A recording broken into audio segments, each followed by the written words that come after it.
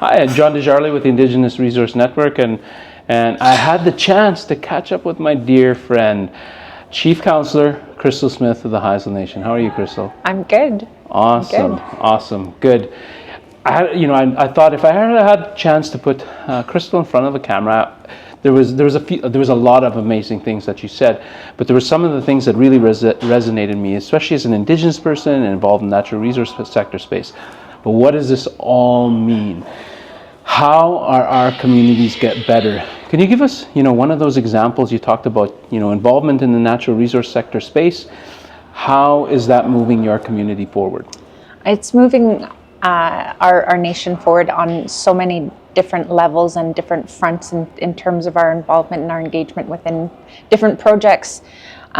Specifically, LNG Canada and Coastal GasLink allowed for an opportunity for our community to become really engaged in the sense of not being recognized as a typical shareholder, but by a land ownership aspect. They definitely incorporated a lot of our cultural importance and values in terms of the impact of their project in our territory by having us be actively a part of the engagement session when applying for specific permits from any level of regulator.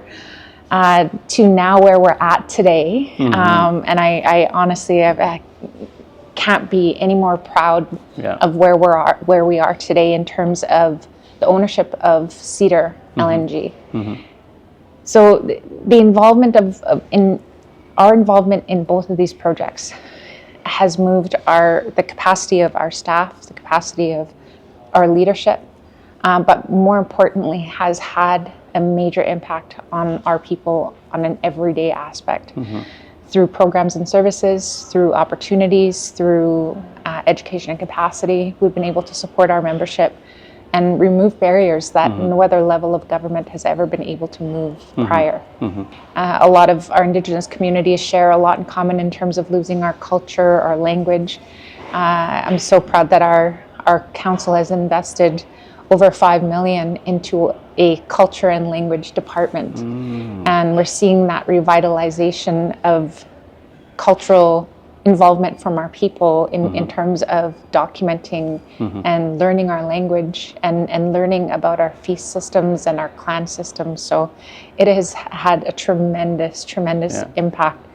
One that's very personal and close to my heart is my twin and I lost our grandparents fairly young. And they were the cultural knowledge. They were the language holders in our family. And I have an identical twin sister. Her name's Liana. She works at our community school as the culture and language teacher. And to hear her speak and sing fluently in Haisla is the most emotional, moving experience I've ever had in my life. That's incredible.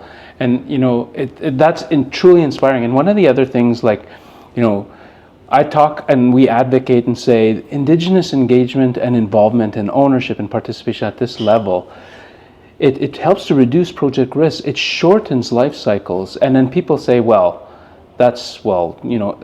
away they question the integrity of the process. It was like, no, it's actually a stronger, much more effective, efficient process, and there's trust all around.